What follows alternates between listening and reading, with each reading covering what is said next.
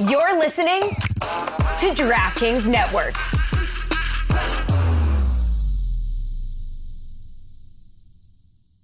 This is the Dan Batard Show with the Stugotz podcast.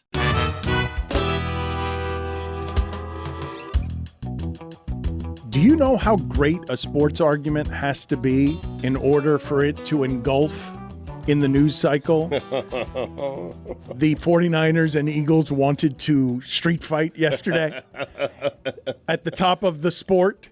In the other conference where the Miami Dolphins are the number one seed and an exciting thing for the first time this century that has a chance, a legitimate chance in the you lucky we asked division of the AFC. In the division that's been dominated by Belichick, who now looks totally incompetent, like can stop Herbert, can strangle Herbert in bad weather to 6-0, but cannot score a point because he doesn't have a quarterback anymore because Brady left him in the gray. In the gray cold of December, he does not have a quarterback.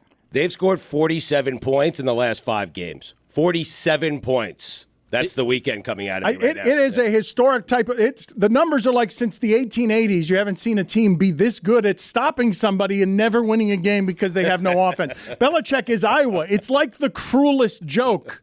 It's 26 points that they've allowed in the last 3 games, and they've lost all of them. 10-7, 10-6, 6-0. It's never happened. It's like the names of the players were like Heinie, McGee and stuff the last time that stuff was happening. And it's Belichick. Like, you can't make that stuff up because he dominated in this division. The way that to do it is get the home games because you're in a shitty division. You're in the we lucky you asked, we lucky we asked division. I can't even get it right, but it's so great. That used to be every other team in the division, and the Patriots owned the AFC East. Now the entire conference is there for the Dolphins taking, and and 2 home games and a bye if they could stay healthy. I checked, and Heinie McGee never played for the Patriots. I've got to look up one of the names there because it's from that era. But before I just talk about football in general. Babe Ruth is 2 for 7 against him. Tony, you took the napkins out of your nose. Yeah, my nose bleeds. Because you got some football out there. But Mike, my weekend was ruined, an otherwise peaceful weekend. It was Tushy McGee. Thank you. Yeah, that sounds about right. Mm-hmm.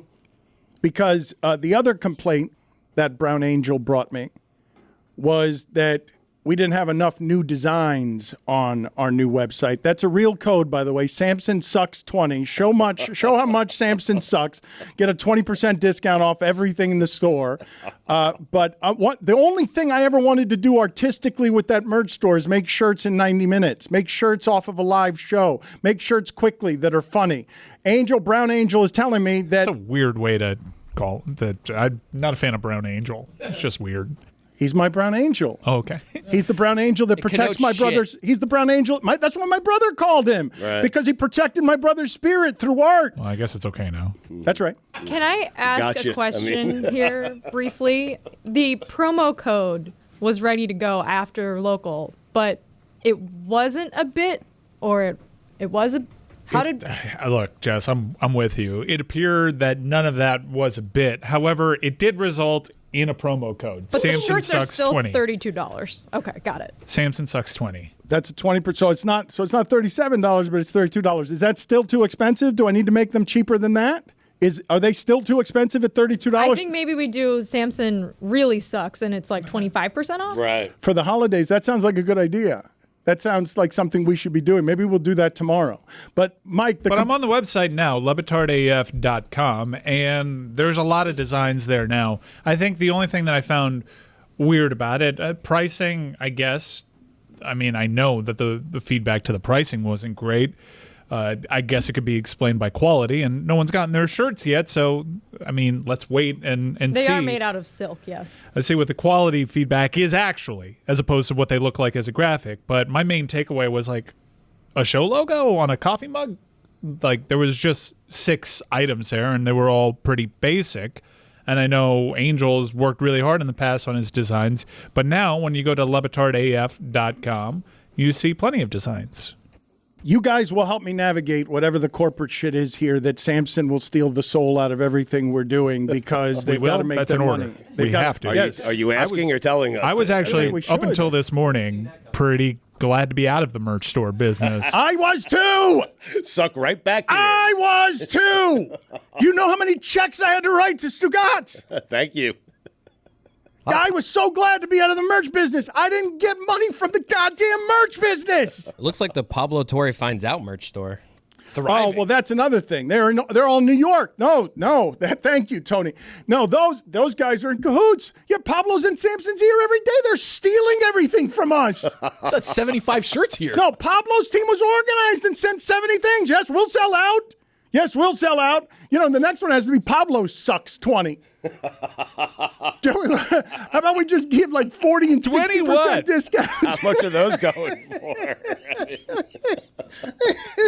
We'll find out.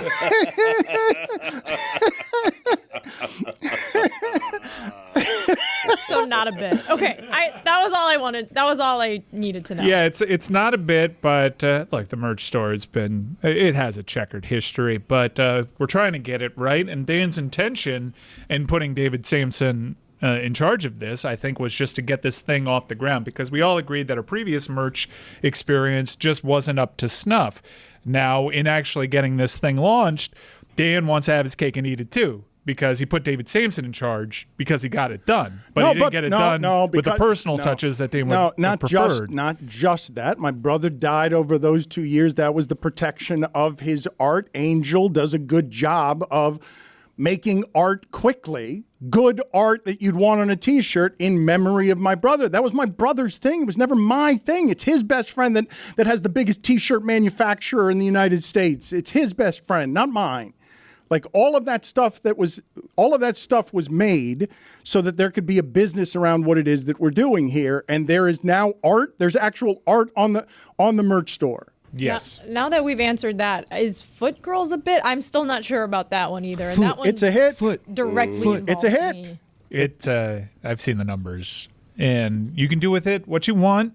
I know that optics-wise, from my side of the glass, you guys didn't look super thrilled with the direction that I wanted to take your college football segment with, but it's pretty irrefutable. The people love Foot Girls. Those Still not microphones. sure if it's a bit. Those microphones are the best thing that Meadowlark Media has produced. Can one of you go get one of those microphones, Tony? I think your football takes would be a lot better with one of those microphones. I believe that you could bring the foot to life for an entire different demo. I mean, now you want to steal Foot Girls. It's just, it's weird. Like, Yeah. Boy. It's either theirs or no one's. Right. Do the Foot Girls like Foot Girls? They don't want it. They No. they want an unnamed podcast. But Okay. Tony would be happy to have a football podcast that focuses on his feet and is like only. There's the next evolution. Tony can have the IP for Foot Girls. Oh, and you have guys his are, own you guys are NFL sleeping on podcast. that one. Mike gave you guys an absolute diamond in the rough, and you guys are just going to let it go to waste. Foot. It's a great song. It's a great song. You know what? Let's grab that open real quick, studio team. In the meantime. Yes, it is. Well, it's a great song. The problem is if you put catchy music behind it, you can make just about anything into something that looks produced big and sound, and then you can get to the actual good football analysis that Jess and Lucy give you, which is very passionate. Yeah, it put up numbers. It really did. It's quantifiable how many people sought out Foot Girls. I guess it's still pending your guys' sign-off, but like I said, when I presented Foot Girls, I gave you guys like 2 months to come up with something better or anything at all, and it just went unnamed. What's and the deadline here, Mike, so I now can we have get Foot it? Girls. Look, I mean, right now, I was hurt by it because I worked really hard on this, and they didn't really seem to like it. Let's play their initial reaction right now. Mm-hmm.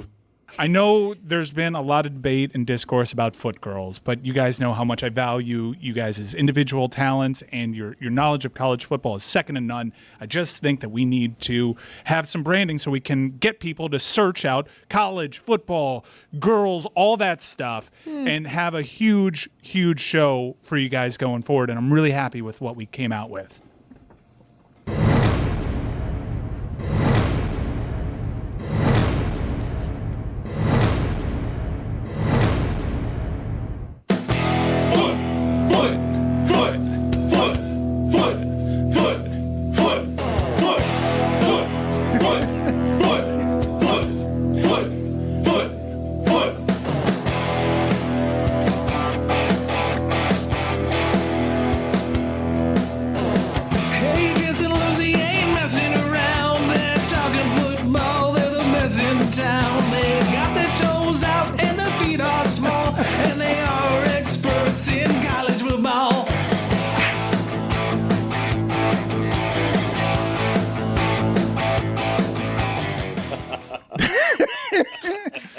good. I mean, I went for gasp, and I got it. I really think we nailed it. I will say this: the part about this that is not fair is all that packaging. And Jessica calls this yesterday the greatest experience of her sports life. That's how much she cares about college football and how great yesterday was.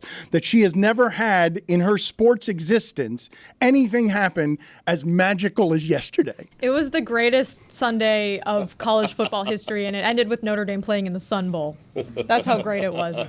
It was just, I just didn't think they'd actually do it. I didn't think they'd have the guts to do it, and they did it, and the fallout was spectacular. And I think that was our...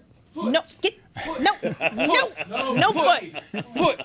I think that Lucy and I's main take on the college football show last week was no foot. It would be very funny if this happened, and I do feel really bad for Florida State players and coaches and maybe not fans, but it was pretty amazing what happened after they left them out of the playoff. But tell us about the 6-hour obsession. Tell us about how the magic carpet ride of you're just watching Georgia fans and FSU fans totally unspool. Yeah, I actually I could spend the next 3 segments talking about stop stroking the big toe.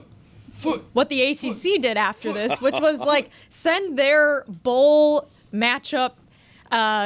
Just everything went into chaos after the selection show. I also want to talk about Liberty making a New Year's Six bowl game because to me they were one of the least qualified teams. They had the easiest schedule of all of the Group of 5 teams, and they are now playing in a New Year's Six bowl game against Oregon. No foot. You wanted SMU there? Because I want to see that game. But, Mike, the numbers are irrefutable. It's just a bona fide giant hit already. It's gigantic. People love the girls. They were searching college football girls. It was amazing. So what do we do with that? I hate it, but it's so catchy. You're going to take it, aren't you? I mean. No foot.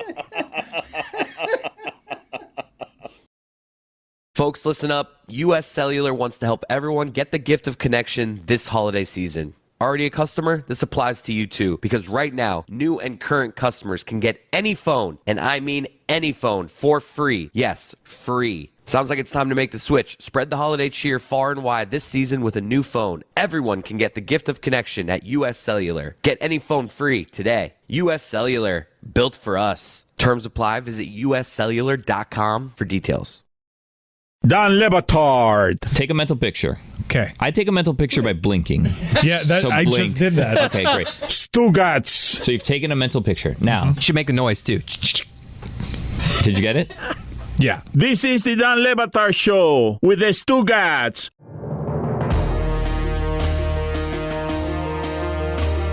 Spencer Hall has the twin interests of F1 and college football. They're the most important things anywhere in sporting, and he is reporting live all over the country in various ways and places to bring you the gritty underbelly of these sports in, I think, the smartest way you will find anywhere on the terrain. Super rich culturally, knows the history of these things that he cares about, and when he pours his curiosities into things he cares about. There are only 2 in sports that I know are like this. There's not a third, correct, Spencer? Is there a third that rises to the level of F1 in college football for you? No, not even close. It would be college football, then F1, and then after that, a series of interests so geeky and nerdy that they really don't even bear mention. All right. Show. So before I get into everything that you're doing for us, with us, and all the things you've been doing in the middle of the night because of how much you like late Saturday football and just the insanity that is such rich cultural shit in the middle of your sporting America, please tell me, in your historic perspective, where does yesterday rank with the most fun and amazing things you've ever seen? As far as bureaucratic foibles, is pretty good because the script writers for college football suck, and they always have. When they find a good storyline, it's always by accident. And like most writers, honestly, the people who write college football have never figured out a way to put together a decent ending. It's not a strength to the sport, never has been. We used to just basically have, I think, my favorite version of this, which was they seem like national champions. National champions. We used to do that, right? Back in 1980, we would just say, you know what feels good? Feels good if Notre Dame's a national champion. That's We used to right. vote on that before the bowls. That's right. Yeah. That's right. Yeah. Right? Yes. We used to like the bowls used to be, I will say this. If you want to know what was better back then, the bowl experience, because the bowl experience used to be everybody's going to go to a dinner and we're going to watch coach get really drunk. That's it. Like that used to be like Bob Devaney coming down from Nebraska and being like, "Well, I'm taking the belt off, boys. Belly's out."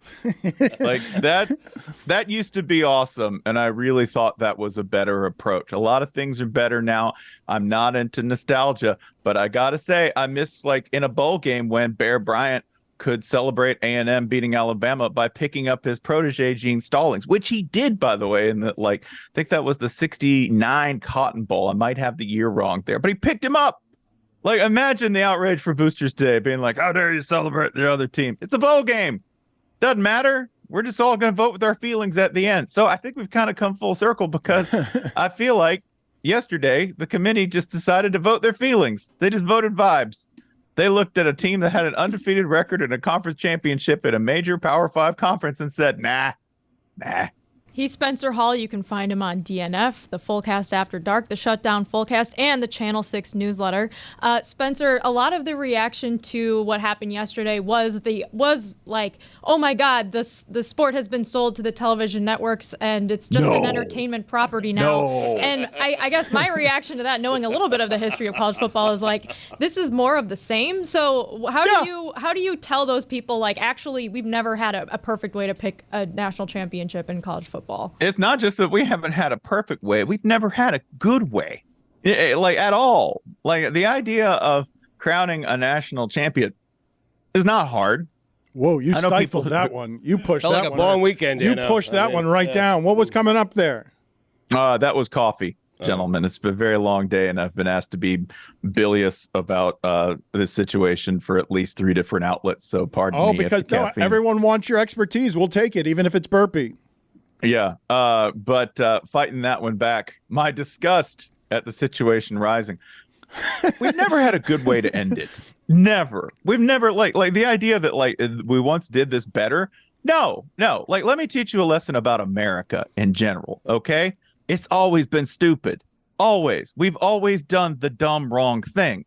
We do the dumb wrong thing until there are no other options, and then we do a slightly less dumb option and a slightly less wrong one. That's college football is America, and that's why. That's the country and the sport. That's the whole country. We do the dumbest, easiest thing, and then we do a slightly less dumb one once the mileage runs out on the dumb wrong thing, right? That's the whole history of this country. And college football, to me, is like part and parcel of that because we like think about this. FCS has been putting on a 24-team conference, or 24-team playoff. 24 teams. Sounds outrageous. Sounds like a league. FCS has been doing this for years with ease. And you put it to the people who are important in college football, and they treat it like it's a space program. And they always have. They've always been like, whoa, I don't know about that. That seems real hard. I can't even agree on what the space program is in FBS. No. Spencer, would you rather watch Alabama play against Michigan, or do you think that you would have liked to see Florida State get the chance? I would much rather watch Alabama play Michigan, but that's not the point. I would much rather, I could put 4 or 5 teams against Michigan and go, that would be easy. It's not my job as a pundit to sit here with 2 little dolls with football logos on them and go, well, what if they kissed? That's not my job. Okay, my job is to say what was the thing that you should have done, and the thing that you should have done was recognize the right of a conference champion with an undefeated record to get a spot in what is obviously the invitational you hold at the end of the season, so that you can put a tiara on somebody and go, number 1, look, they're obviously the best team in the country. They won another 2 games. But, Spencer, why should they not factor in the fact that they're down to their 3rd-string quarterback, and when that game comes around, they'll be on their 2nd-string quarterback? Like, why shouldn't they factor that in? Travis is their best player and one of the best quarterbacks in the country. I like what the committee did because they were going to break someone's heart, and I think they broke the right fan base's hearts. Yeah, that's really petty and short-sighted, and I appreciate your sentiment there. Thank you. But I would also state this, that like that ain't my job. I can't be psychic. I can't tell you what to expect in a team sport. That's the thing. This is a team sport. I can't tell like the dumbest football fans in the world recognize this. That is a team sport that you can, and believe me, I don't want to be on Florida State's side. That's not a good place to be. You're going to end up in Stupid Town real quick if you decide to ride with the interest and preferences of Florida State fans, okay? You'll end up in a bad place. But for now, we're all on the same square on the board, which is this, that Florida State's defense was outstanding. Their special teams were good. Their offense, independent of Travis, has been incredible. Did I trust Mike Norvell with a plan to come up with something pretty good for the playoff? I actually did, because that is a staff full of serious coach-ass coaches. And by the way, I mean that like you don't have a lot of like guys who are just recruiters on that staff. These are dudes who love ball, love coming up with plans, love making like early in-game adjustments, love coming up with outlandish plays, like an aggressive, creative team. Would they have been the same? No. Tate Rodemaker is not the same. Their third stringer is not the same. But did they deserve that chance? Yeah. I can't write science fiction and say, well, here's what would have happened with Florida State. I can't.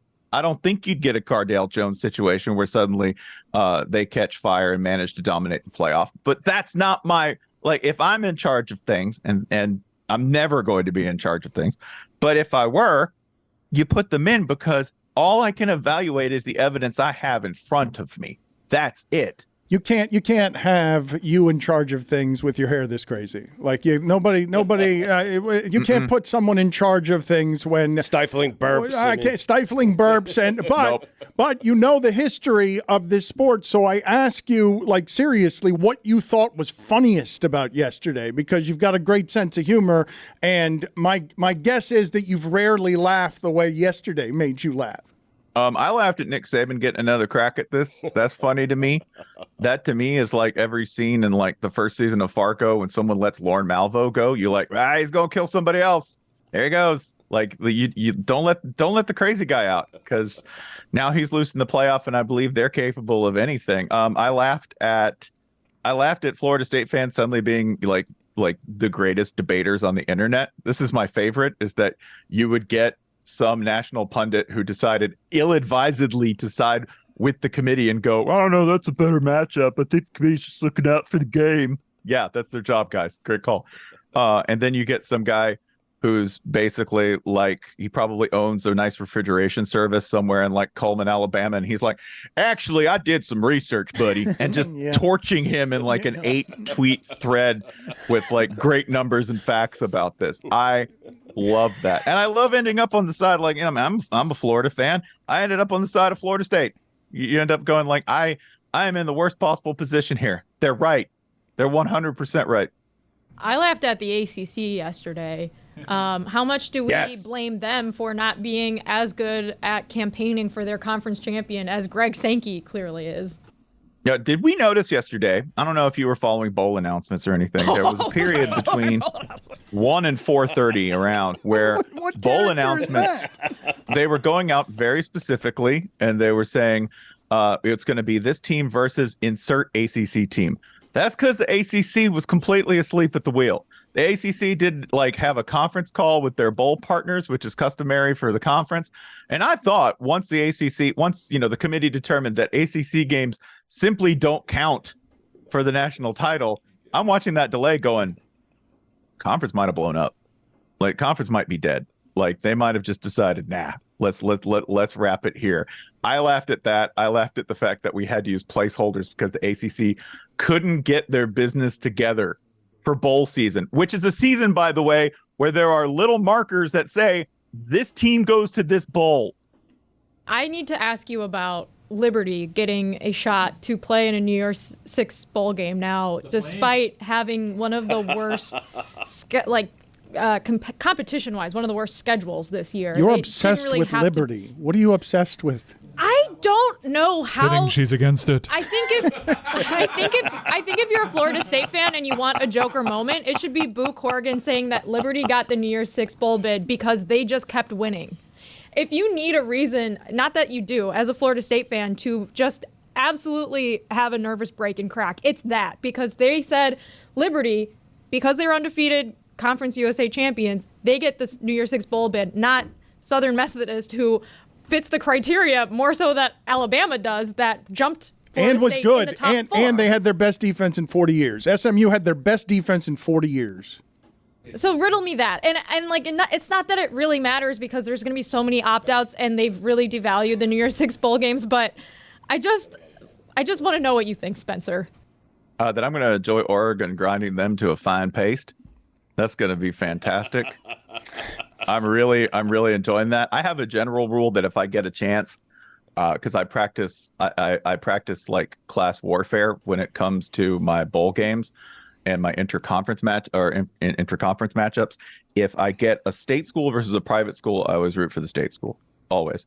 So I get that in this case. Additionally, you get Liberty, which is, in America, you can call anything a university, and that's fine. And you can feel the football team. And of course, the people I feel worst for in this instance are the players who are just like, listen, I don't know, school's weird, whatever. They gave me money to come here and play football. Like, I do sort of feel for the players somewhat, but seeing them get this spot in a New Year's Six game, especially over SMU, like, I'm always going to ride for SMU too, because SMU pioneers and economically liberated college football recruiting. That's right. I will always respect them for that. Didn't they offer Eric Dickerson an oil well or something? Like, they were way ahead of the time. Spencer, you mentioned the way that national championships were previously handed out, where the bowl games would matter, and then after the bowl season, the Associated Press would get together and crown a champion, and then someone like Alabama would just crown themselves champion, and then it was a mess. Sure. But if we had that previous system in place, you might see a scenario where Georgia could get back into the national title conversation. We just had a Georgia team lose by 3, back-to-back reigning national champions, a 29-game win streak. This is a very odd way for this whole run to end. Can you put it in perspective? Well, one, that when we talk about a run ending, we're really only talking about the actual number of games in a row. We're not talking about Georgia's overall dominance ending. Go look at their recruiting rankings. Go look at their depth chart. They still have a disgusting amount of talent. There are very few indicator lights flashing on that dashboard, right? Football programs, big complex thing. Georgia is still doing everything completely correctly. I want everybody to know, by the way, the weirdest thing about that game, it did come down to a turnover, like one turnover. One team managed to capitalize for 3 points on a turnover. That's the difference in that game. But the interesting thing about that game is that they trusted Carson Beck all year long to run that offense and to throw 30, 35 times. They were more than comfortable having him in the position to save them if they needed him to. And in that game, they decided for some weird reason to run the ball. I don't know why, because that's not been their approach all year long. The run's kind of been opened up by the pass. But otherwise, like, if you want to, Georgia's dominance is not on hold. If anything, that was a brief pause. They're going to be back next year. But Spencer, I thought the second half of that game, like, they made the defensive adjustments. Alabama couldn't really move the ball. Alabama's corners are amazing cornerbacks. Texas's receivers are way too big, and so that's what happened to them. But Alabama in that game deserved to lose it at the end. They're like Georgia was going to come back and win that game, and they turned the ball over inside their own 20-yard line because they botched a snap. The idea that champion would go down to a knee with that kind of groan, and at the end the committee would be like, yeah, whatever. Not the last few years when it matters that they won in that conference against the top 20 teams by a combined score of like 140-40. Like, we know that team is good. Period. If Alabama has to eke out a victory against them, and we're all surprised by it because Alabama was the underdog, like, we're all very familiar with the idea that Georgia's one of the best teams in the country. Like, if we're doing this about what we think about who's best, everyone would say that. Yeah, but we are making it up on the fly, and we will continue to make it up on the fly. And if, by the way, I'm not going to go ahead and give people too much credit here. I think at one point, if Georgia had come up in the debate over this, the fact that it was Alabama mattered a lot. If there was an SEC West team that had managed to just creep in, like if we'd had a 9-4 LSU team or whatever come in and manage to eke out a victory over them, it would not have had the same impact. If it had been some like rogue wave Texas A&M team that had come in and done that, like some 4-loss team that managed to pull off the upset, then we would view it a lot differently. A loss is not a loss. A win is not a win. And we're just going to go on vibes. I think we're all clear on that after yesterday. You got a vibe? Embrace it. Do you have some sort of like wild Stugotzian personal idea that has no basis in reality that you're just like absolutely firing from the hip. Yeah. Hey, congratulations. You could be a committee member. That's you. Yeah. I got my matchups. I'm good. He does the smartest college football stuff out there, and the F1 stuff with Jessica is excellent. No, not for girls. Oh, you said it! You said it! You said it! We all heard It's you! You yours. approved it! It's been approved! That's consent! Foot. Thank you, Spencer. You're welcome. Kentucky Fried Chicken's 2 for $5 wraps are back. And they're even introducing a new mac and cheese chicken wrap. Are you kidding me? Mac and cheese in a wrap? Two of my favorite things in the entire world. That is in addition to the classic and spicy slaw wraps. Creamy mac and cheese, a hand-breaded crispy chicken tender, and 3 cheese blend, all wrapped in a pillowy tortilla. God, do I love a pillowy tortilla. Order ahead on the app and cheer on tasty goodness with KFC's 2 for $5 wraps. It's finger looking good. Pound for pound, scoop for scoop, nobody does pre-workout like GNC. So forget that junk you can get anywhere else and get to GNC for the real deal best pre-workouts around. Epic brands like Ghost, Beyond Raw, and Caged. Killer flavors, max intensity formulas you can't find anywhere else. If we don't have it, you don't want it. And with our price match guarantee, you know you're getting a real deal. Get ready to take your workouts into a whole new stratosphere with GNC. Don Le Batard. Do you realize that for 30 minutes, now we might not have been doing good show, but we were doing show for about 30 minutes, and then you just decided to tell the story as if we were in the eating area. Stugotz. So many refer to it as a kitchen. Right. Eating area. Commissary. Who calls it an eating area? Nobody. Nobody. Right. Eating area. Yeah. What's the bedroom? The sleeping area? Let's hang on. I got to go to the urinating area. I'll be right back. Eating area. This is the Don Le Batard Show with the Stugotz.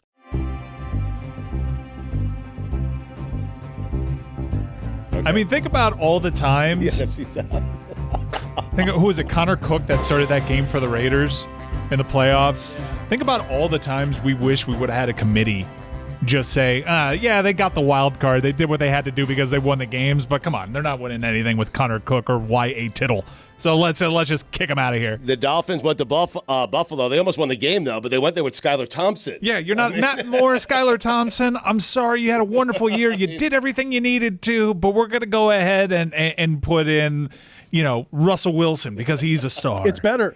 I want to pin Dan down for his top 4 in this college football playoff because it seems like he's made the argument for every team at some point today. Well, in the last segment, you were offended on Georgia's behalf. FSU earlier. Pick 4 teams, man. You got 8 teams in your college football playoff. This is where I am on it, and thank you for calling me out on it. I also said Y.A. Tittle when I was thinking T.J. Yates. It was really weird. I didn't understand where that Y.A. Tittle. Maybe you're becoming me now. Yes, maybe I can make fun of you for misplacing names. Y.A. Tittle is a quarterback from like the 1940s. I was going with a great pool. T.J. Yates. Yeah, I got it, and it became Y.A. Tittle. I was. That's why you don't aim. That's why you don't aim for the stars with T.J. Yates. I thank you for calling me out on that, Chris, because and you really have unmasked me in a way that makes me feel naked in front of the people. I've been dreaming for this day when it's just commerce and chaos, and I could just make every argument. Give us the teams. Every argument on every side in order. No, but yeah, I know you guys want to get to give you the teams. Maybe that'll be the big payoff at the end. I'll give you my own personal teams, but I want the content around. Absolutely, let's just have committees pay. Let's have it be call-in votes. Let's see if we can figure out to make this totally democratic. I'm telling you, Stugotz, if I told you right now, here's the pregame show to what Jessica called the greatest sports day of her life yesterday.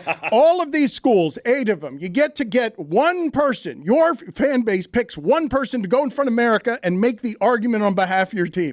And then America votes. Combine everything, the debate and the argument combined with who do you just think is going to win America? And throw it to vote. I think you make college football the Masked Singer and makes it an even bigger hit. If I'm Florida State, I don't choose Deion Sanders.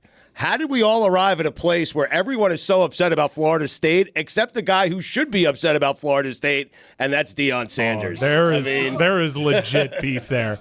Deion Sanders has resented Florida State for the first time that he was up for that job, and they didn't pick him. He wanted that chance. And he wants to remind them of it every time out. And like you said, he's battling with them in the portal. It's gotten to the point now, maybe several years down the road, who knows where Mike Norvell's career takes him. But I don't think there's ever a scenario in which Deion Sanders goes back to Florida State. That's how charred the bridge is right now. You're never going to give us these 4 teams. I am, but I'm going to tease it. Is Washington in? Yes, absolutely. Okay, I've loved Washington all year. Where? 1, 2, 3, or 4. Mike will tell you. I'm saying you're betting against Penix again. Are you a fool? Yeah. He's playing the best quarterback deep ball game in the entire sport. One Sounds like seed you have Washington. Texas out. I would make a Okay, we'll get there. Let's slow play this. let's Washington's build in, it. just so we're clear. Build it, 'cause a little it's foreplay. Like, you guys get right in there. I gave you one. Okay. I gave you one. No. Build Reach it up. around. I was watching the college football playoff. Part of me was like, all right, where's Dan going to send me with a national championship trophy? This is what I want to do, Mike, because what we find ESPN here. blocked us when we wanted to make UCF champions because all of this is asinine. It's stupidity. It's not about merit. It's about silliness. I found a blue. I was arguing at ESPN for UCF because, and it took me all the way to the campus president. Hey, we'll make a big scene about you guys are actually the national champions. Here's where I'm angling for. I wouldn't put FSU in because when FSU Cover champion. beats Georgia, I want this show to give it the Stugotz trophy of you guys win because you beat Georgia, and I know Georgia should be in there. Georgia's one of the best teams in the country. Like, Michigan is not what Georgia is. So if Florida State beats Georgia, you feel like they should win the national I championship? think with your face on it. They would have a claim. I think it should be the Stugotz. I think we should go to FSU. I want to put Mike Ryan in the position where he has to lead a parade at FSU sponsored by Meadowlark. Feels like a punishment, but also I do find going to Tallahassee? I do find FSU Twitter becoming UCF Twitter at the end of all this pretty funny. Because UCF's been having a day. Yeah, because they could see if they beat Georgia in that bowl game, I'm good with it. Claim your national title. It feels super legit. We think they're going to get dragged, and therefore they're going to get bailed out. The committee's going to get, but UCF didn't bail them out by beating Auburn. You know what I would bet my life on? That if we had the expanded playoff, I'd bet my life on FSU being ranked 4 then. I'd bet my life that this very same committee over a 12-team playoff would have then rewarded FSU for their season and said, well, don't worry, Alabama, they'll get in, they'll have their chance to fight, but we'll put you number 4 because you deserve it. I would bet my life on that. They are plus 14 against Georgia. I don't care about that. I really don't. Right. First off, spreads are made to get 50-50 action. And spreads aren't an indicator of anything. Right. People have been wrong. It indicates something. I'm with you. The money. The biggest bullshit in all of this is everybody just consensus was, yeah, Alabama's better than them. Yeah, no, they would lose. You know how wrong everybody's been over the last 2 weeks? Everybody. Not me. No one had the Iron Bowl being that. No one had Louisville looking like that. No one had FSU going into Ben Hill Griffin Stadium and doing that after the start of that game. So don't tell me how bad FSU is when they've been proving you wrong all year. Found a Longhorn.